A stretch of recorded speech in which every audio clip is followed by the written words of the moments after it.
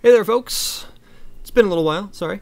Today, we are looking at an early access title by the name of Reassembly. Now Reassembly is something that hasn't been in early access for too long, so it's a bit content light right now.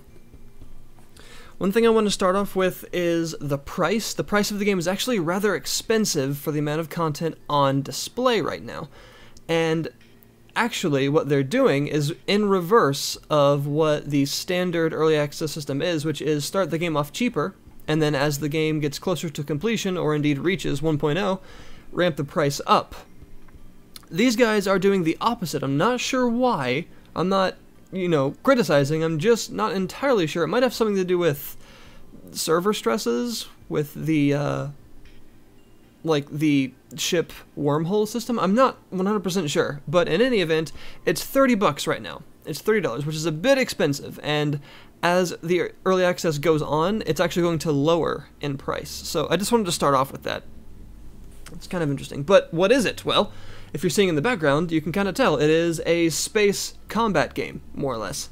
And it actually has a very different feeling than your average space game. It feels more, I don't know, microscopic, cellular. Like if you told me this was an allegory of like microscopic life forms with plankton and bacteria and things like that, which aren't the same size, but whatever, using spaceships as analogs, then I would totally believe you, because it actually feels kind of like that, and we're just going to get into it. So, as you begin, as you can see, I've got various save files with different factions just to play around with them. I like to design just really ridiculous ships with no real reason, but if I just do this really quick, you can see this is how many factions there are right now. Each faction has different parts, different weapons, and they actually do perform quite a bit differently, although not all of them are properly balanced yet, and not all of them have the same amount of possible building blocks yet. So I'm going to jump in with this one right here. And here we go. Welcome to Reassembly. Isn't it beautiful? Yes, it is. So I've got this little ship right here, which helps to gather me resources. So start off, game systems. Let's see. In the bottom left, you can see the minimap and P, C, and R, which are your resources. I like to internalize them as power, credits, and resources. So the R, resources, are gathered in various ways. They're very important. You'll need them. And this ship, actually, all of these large radiation symbols, they're actually solar panels. And that's why I'm gathering resources by just sitting here. However, if I move around, this thing is rather large and sluggish, which is, part of the point. It's supposed to be able to gather a huge number of resources to get me a lot of money. It's not meant for combat, although it does have shielding to help prevent it from horribly dying. You'll see this is actually quite a busy place. All of these guys are also part of my faction, and these are some big old huge stations. And these are random corpses of other ships. Now, you'll see these large plants everywhere, and they actually produce resources. These little purple and blue balls that you can see everywhere, those are resource packets, and when you move your ships close to them, you'll tractor beam the resources in. Oh god. And then what you'll be doing is going to one of your stations, which are the green diamonds on the map, and when you get close to them, you'll trade your resources for money, like so, like that. I can then use those credits to upgrade various things. So if I go to the upgrade menu, you'll see all of these different blocks or things that I can build ships with, and I've unlocked most of them, but not all of them. So I don't have the heavy turret yet, which is very expensive, and I think that's pretty much it. No, I don't have the biggest class of shield yet either, which is horrendously expensive. And this is your palette, which is the number of items you can choose from to build ships. This is like what is available in the construction menu. You can drag and drop any of these to give yourself a full palette. So I've also got the fleet screen, and these are all of the ships that I currently have available to me. And these are various things that I've built and found. And this, my pride and joy right here, is the ridiculously built Death Mantis. So if I just do that, this is now the ship that I'm going to be using. And this is what it looks like. This is the shipbuilding screen, so this is how you'll do it. And you always start right zoomed in the middle here with this. This is the command module, the core of every ship, as it says. It has a resource capacity and things like that, so it tells you all the various statistics that it has. Its resource capacity is, how much it can hold, which means every ship can hold at least 100. And if this is hit and blown up, then the ship is destroyed. However, ships will automatically repair damage done to every other aspect. So this thing is made to be very silly. It's got huge lasers, grenade launcher-like things, and a bunch of these Avenger cannons. I've made a couple different versions of the Death Mantis, as you can see, that each have had different things in them, and this is the latest one.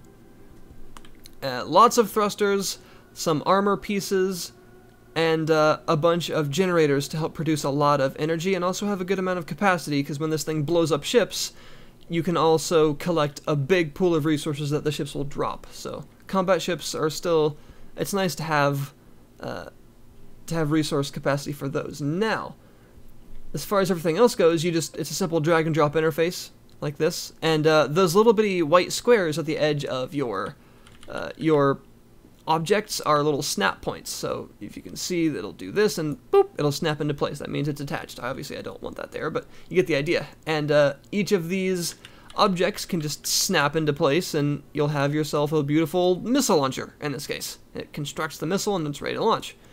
And you have various shields as well. And one thing you can do to help save pallet space is only have one size of objects, like say thrusters. Because I have multiple different types of thrusters, but I only need to take up one pallet space with them, because if you hold control and scroll, it'll scroll through all the different sizes that you have. And each of these has, various amounts of thrust they give out, as well as costing different amounts of P, which is your power points, which shows you basically how much stuff you can fit onto a single ship. Right now I have a maximum of 1,668 that I can use to build ships with. So we're gonna try this thing out and see what it's like. So when I switch ships, it's going to break apart, and my new one is going to start constructing, or as it calls it, metamorphosizing, which is again another kind of similarity to like cellular phenomena, which is kind of what this game reminds me of. It's obviously space, but you get the idea. It feels very microscopic, which I kind of like. It's fairly unique. And this ship is going to construct itself and look all cool while doing so. And then it's ready to go. We've got some shields to help protect stuff, and there we go. It's a little sluggish, but it's not too bad. And we're off. Oh yeah, let me make sure everything is bound properly. That's the wrong button. Whoops. Yep, everything is bound to the buttons I want. You can bind all the weapons to left, middle, right, and point defense and auto fire, which is pretty cool. Also ripple fire, which is an alternating fire mode. And this is the gist of the game. You're going to be building ships with that ship construction menu that I showed you, and going around trying to get resources, trying to keep your upgrades going, and exploring space. So what's there to explore? Well, if we go to the map, you can see these blue diamonds are deactivated stations that I can go to activate. Every time you die, you'll spawn at the last one you visited, so those help you get farther and farther into space. You'll find wormholes, which you can actually send your fleets out, and they'll invade other players' worlds. You can't actually play in other players' worlds right now, but you'll send copies of your ships and they'll see them, which is very cool. It helps keep the variety that you see up. And those red triangles are fleets of other players' ships, very powerful groups, which are quite the force to be reckoned with. So we're going to show you some combat and head out into space and, just show you what's out here to offer. Ouch. And as you can see, every time your ship is damaged, it actually reconstructs itself. When pieces break off, you sort of tractor beam them back in, and if they are destroyed or they're too far away, it takes a bit longer, but the ship will just rebuild them. As you saw when the ship was constructing itself, it sort of just draws the lines and fills the color in, and eventually it becomes an active armament, and that's how the ships work. It's actually pretty cool, and that means that your ship doesn't need a health bar. It's actually kind of a dynamic health system based on the parts that your ship is constructed of, and as long as that core remains intact, your ship can continue to reconstruct itself and keep going. Which is a pretty cool system, I've got to admit. That's kind of unique. I've not seen a lot like that, and the idea behind this game really is player creativity. Yeah, that's obviously the point. You're supposed to build up a fleet of interesting ships with different roles. You have stations, gatherer ships that keep getting resources, various tiers of fighting ships, from, huge dreadnoughts to little fighters and bombers and things like that, depending on the type of weapons that the particular faction has available to them. And just to make an effective fleet and try and dominate space. So the state of the game right now, like I said, is a bit content light, because this is, of course, early access. The game isn't near done yet. It hasn't been in early access for that long, so it's still in early days. But the updates are rolling in at a pretty blinding pace, actually. Fairly large chunks of content are being added quite quickly. I mean, recently they basically made a huge content update by allowing you to actually play as the other factions. And I like the fact that every faction is aiming to have its own unique feel. This thing is rather sluggish. Might have to mess with the thruster construction later. But yeah, each faction has its own unique feel because they all have their own different ideas. Like those red guys right there, they're fairly fragile but quite fast and have a lot of very fast firing weapons. They're kind of Zerg rushy. Also drones. There's a faction that actually only has one weapon, technically, but instead of having various different types of weapons, it has one weapon that can be constructed in whatever way you choose. There are pieces that add range, fire rate, damage, and things like that to the weapon, so you're actually sort of making gun barrels instead of adding weapons. You're adding a single sort of firing piece, I suppose, and then constructing the weapon out from there to be whatever role it's supposed to be. A big slow-firing bomber weapon or a really fast-firing kind of Zergu. Holy crap! That's a player ship that just wrecked me horribly. So that is an agent, as they're called. And agents are those red triangles, the big fleets of very strong player ships. They are a force to be reckoned with, and it's best to have a fleet to go along with you. And that's where this system comes in. You enter command mode, and every time you mouse over a ship, you can recruit it. It tells you how much power the ship is constructed of, and that's how many resources it will cost you to, boop, hit that. And like a sort of, however many resources that would give you, that's actually how much it costs to recruit them. So it's like a small percentage of the, I don't remember exactly how much percent it is, of their value, and that gets you a sort of fleet that will ally with you and follow you around. So I have 3 ships now. You can also remove them, and you'll gain some of the credits back for doing that. And that actually comes into a different system, which I'll explain in a minute, which is the factory system, which is what you're seeing down here. There's a tutorial that teaches you, how to basically play the game that's actually already in the game, which is nice because I find that starting games off with tutorials already, like in early development stages, is a good idea instead of sort of rushing the tutorial after it's over. The ship is really slow turning. I'm gonna mess with the thrusters probably off screen. But yeah, so I've got a little fleet with me now. Oh god, those are huge cannons. And I'm gonna try my best to not die instantly, but we're probably screwed. I just wanted to show off I just wanted to show the fleet system really quick, but yeah, we're gonna get decimated. Those guys are very strong. And this is basically how the game goes. Now, obviously I'm not showing it off too well right now because I keep dying to a player fleet, but some of the bad points of the game right now are being shown. That is, the balance isn't perfect yet, and you can get just horribly destroyed over and over and over and not quite understand why. I think there needs to be a bit more feedback in that regard. The brakes on this thing don't work very well because I don't have very strong thrusters facing forward. I need to fix that as well. Making internal mental notes on what I need to fix about this ship. It's very silly. I like to build purposefully silly ships that probably wouldn't work. But it's also true that even though, the game is in its early stages, it's very playable still. And there's a lot of fun to be had because, yeah, although it is content light, balance isn't perfect, and it's a bit frustrating sometimes to just get killed over and over, spawn at a station where a player fleet is right next to and just, die like a couple seconds later. It's still a lot of fun. The game is obviously not perfect yet, but there's enough here, there's enough built already, I think, to make it quite enjoyable. It's got a very neat concept that you don't see very often, a really interesting couple of systems, involving very flexible, very powerful shipbuilding tools, and a lot of fun ship parts to use.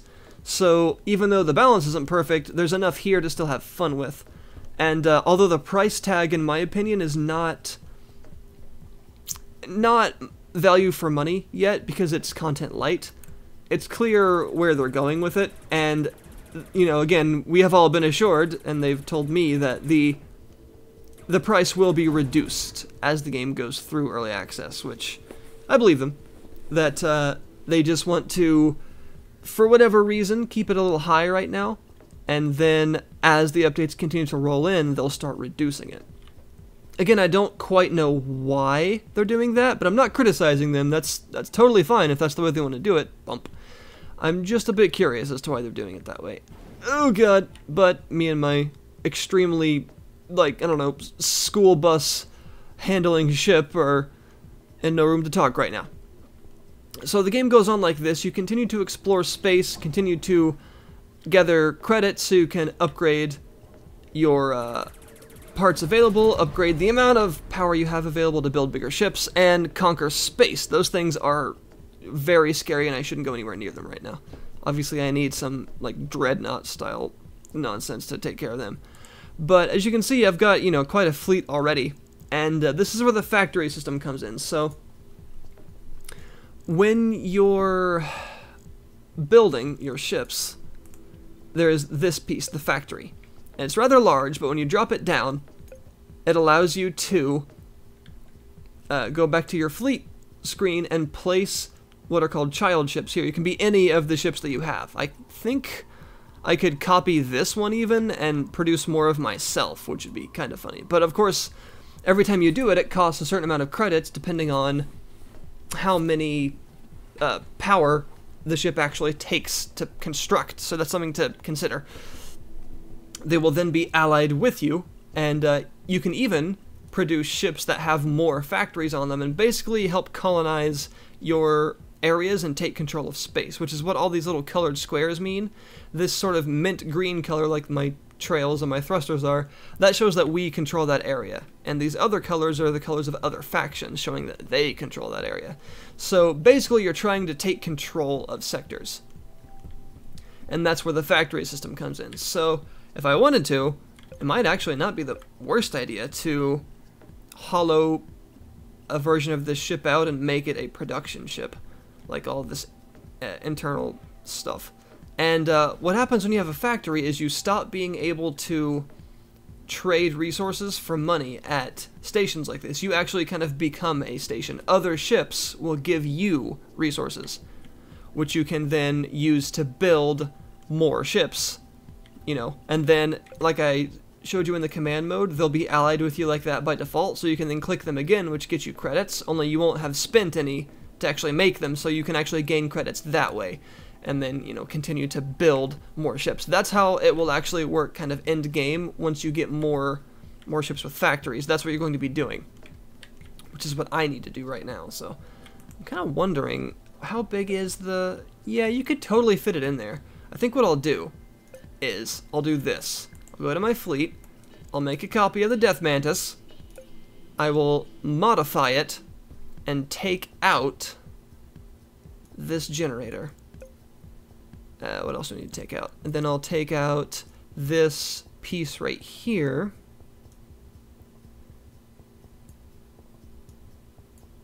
I don't think that gives me enough room. Yeah. So I'll have to take out some of this stuff. So we'll do that. Make a big hollow right here where I can actually use a factory, which will help to offset the large amount of mass the factory actually takes up. It's a very heavy thing. So make a big hollow in there. I can then put the factory there. Kaboom. And we're going to actually put some thrusters up here. We'll do this, I think. Once you learn the hotkeys for the shipbuilding tool, it's not that bad. The editor's quite powerful. It's fairly easy to use, and you can even do, like, you know, bandbox selecting and copying and pasting and things like that. It's very easy to use. It's pretty simple once you actually get into using it. And this is the Death Mantis 4. It's actually a little bit less on the P side, so I maybe could even put some more weapons or something in there to help defend it, because it's a little weak. Although, if I use these, will the missiles actually be able to... I don't want it to snap there. To get out, I have to wonder. I'm not sure.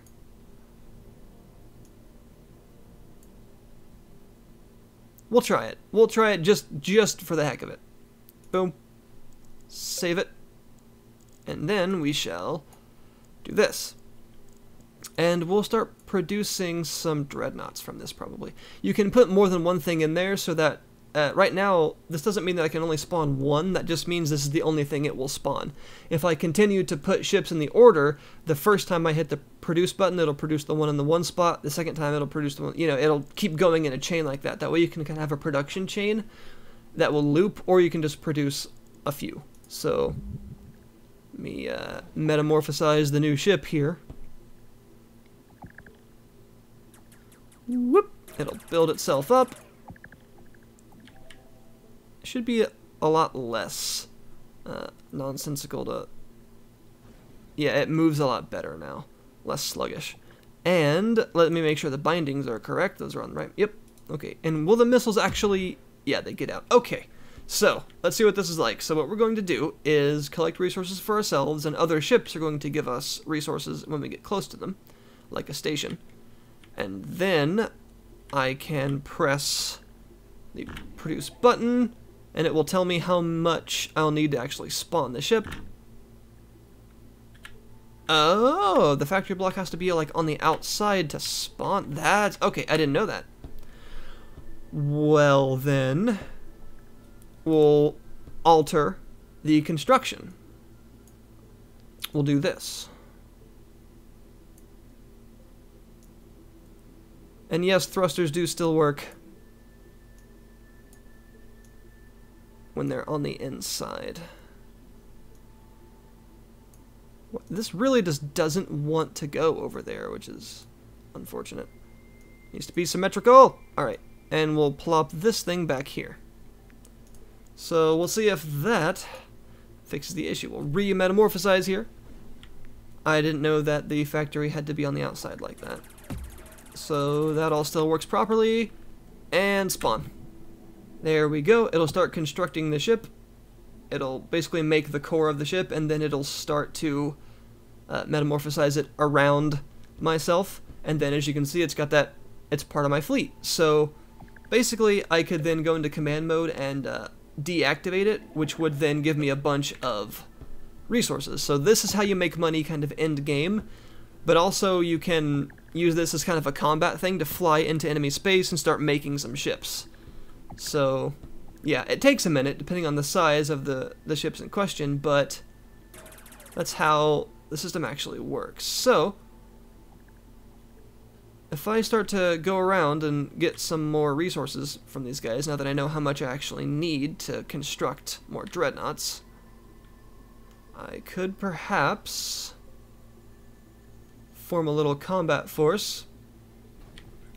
Although, of course, with the factory straight on the back of this thing, it's somewhat easy to blow it up. So we want to actually get the ships produced before heading into dangerous territory, because the factory is easy to blow up and takes a while to come back. But there we go. So that's how the game works. It's more or less a very relaxing time, very nice sort of ambient, spacey music, and also can get quite hectic when the battles get bigger, the fleets get larger, and you start facing off against some really strong stuff.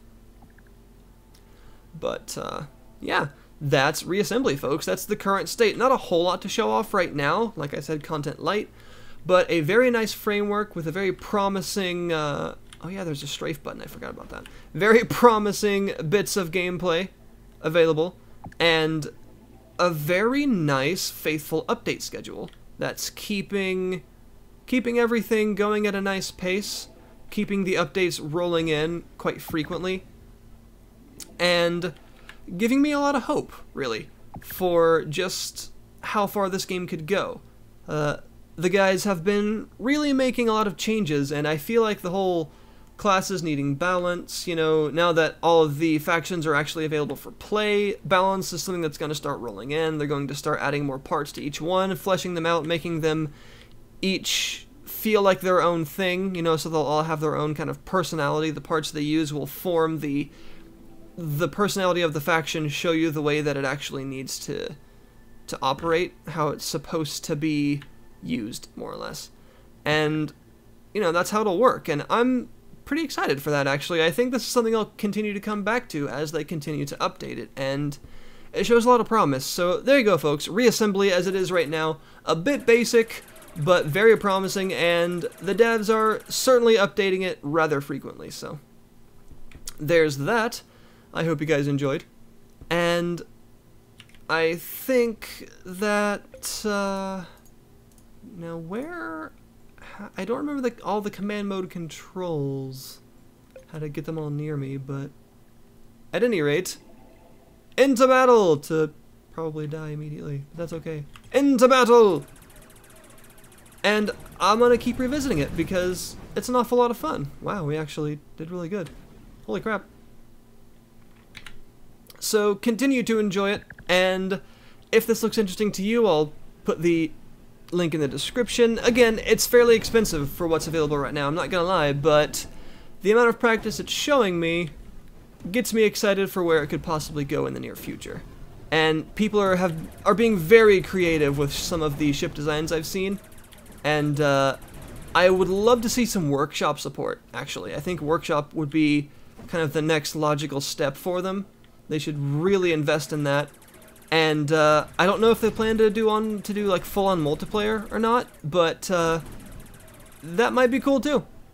So there you go, folks. Thanks for watching Reassembly, and I'll see you next time. I'm gonna continue conquering space now. Thank you very much. Goodbye.